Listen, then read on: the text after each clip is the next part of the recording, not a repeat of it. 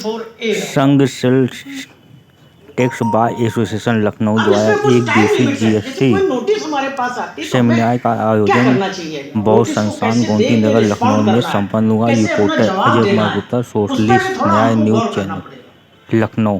तो लिमिटेशन क्या है नोटिस की? ये सिर्फ जिन्होंने कहा कि हम आपसे 10 मिनट जुड़ेंगे, उसके बाद हम लोग अपने मेन में डिटेल्ड में आएंगे।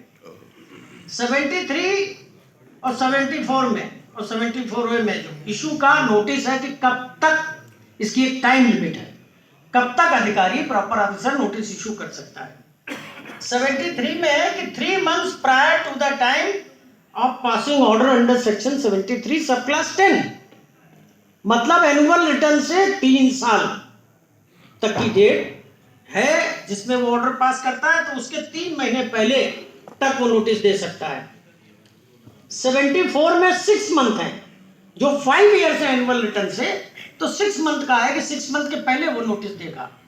अब बात करें जो नया सेक्शन आया 74 कैपिटल ए, 74 कैपिटल ए का सब सेक्शन 2 ये प्रोवाइड करता है कि notice within 42 months from the due date of filing of annual return. Annual return जब फाइल हुआ है, मतलब उस फाइनेंशियल ईयर के 31 दिसंबर तक, तो उसके 42 महीने तक नोटिस दी जा सकती है। अब ऑर्डर का एक बार हम लोग जिक्र करते हैं। कंप्लीशन ऑफ ऑर्डर 73-10 में 3 ईयर्स है, 74-10 में 5 ईयर है,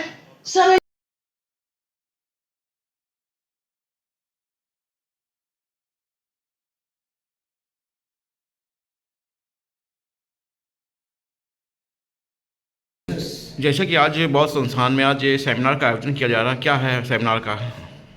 sales tax bar association Lucknow द्वारा अंतर्राष्ट्रीय बौद्ध संस्थान शोध संस्थान में आज एक दिवसीय जीएसटी सेमिनार का आयोजन किया गया है, जिसमें जीएसटी की तमाम विसंगतियों, जो जीएसटी में तमाम नोटिफिकेशन आए हैं उस पर चर्चा, और अभी जो एमनेस्टी स्कीम आई है उस पर चर्चा करने के लिए हमने बाहर से वक्ताओं को बुलाया है। दिल्ली से श्री सुरेश अग्रवाल जी आए हुए हैं, कानपुर से श्री संतोष गुप्ता जी आए हुए हैं, और लखनऊ से श्री एस खान साहब आए हुए हैं। इन तीनों वक्ताओं को अलग अलग टॉपिक दिया गया है।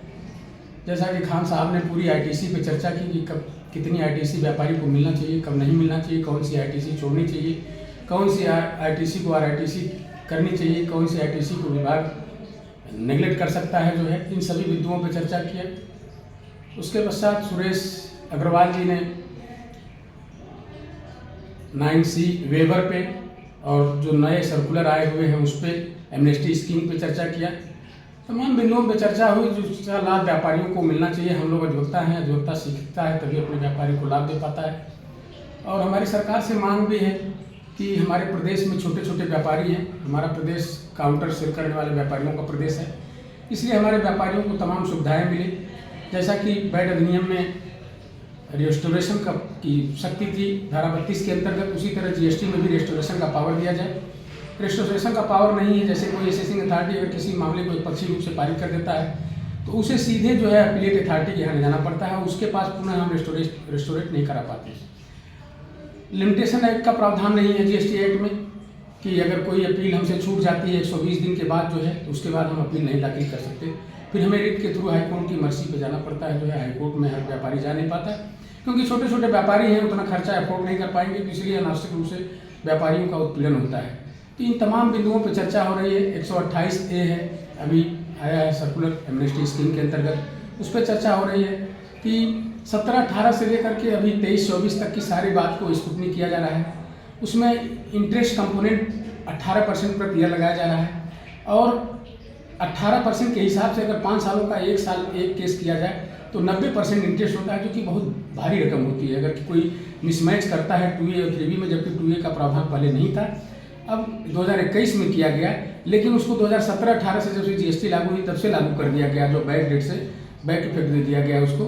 तो हमारा यही कहना है सरकार से कि व्यापारियों की छोटी छोटी गलतियों के लिए आप उसको इतना पनिश न करिए कि उसका व्यापार खत्म हो जाए, और व्यापारी रहेंगे, छोटे छोटे कर देंगे तो हमारा प्रदेश खुशहाल रहेगा, बेरोजगारी नहीं बढ़ेगी, बेरोजगार लोगों को मिलता रहेगा, और व्यापारी यदि धीरे धीरे खत्म हो जाएंगे तो केवल पूंजीपति ही रह पाएंगे, जो कि सबका आम जनता का भी शोषण करेंगे और बेरोजगारों का भी शोषण करेंगे। ये सेमिनार जो है किस प्रकार से व्यापारियों के लिए हितकारी बनेगा? देखिए, इसमें जो तमाम कंक्लूजन निकलेंगे आज के सेमिनार से, उसका एक मेमोरेंडम बना करके हम लोग जीएसटी काउंसिल को भेजेंगे और व्यापार मंडल के साथियों को भी भेजेंगे, उनके अध्यक्ष गणों को भी भेजेंगे कि आप लोग भी अपनी तरफ से इन पत्रों को आगे बढ़ाइए जीएसटी काउंसिल को, ताकि इन सब चीज़ों में संशोधन हो। हम लोग कई बार दे चुके हैं, जैसे इसी रेस्टोरेशन के मामले में दिए हैं, लिमिटेशन के मामले में दिए, लेकिन कोई कार्रवाई नहीं होती है और सब ठंडे बस्ते में डाल दिया था। तो हमारा पुनः निवेदन है सरकार से कि इन बिंदुओं पर विचार करें ताकि नैसर्गिक न्याय के अनुपालन हो और छोटे छोटे व्यापारियों को न्याय मिल सके, सुगम न्याय मिले, सुलभ न्याय मिले, सस्ता न्याय मिले। जय हिंद, जय भारत। ठीक हो।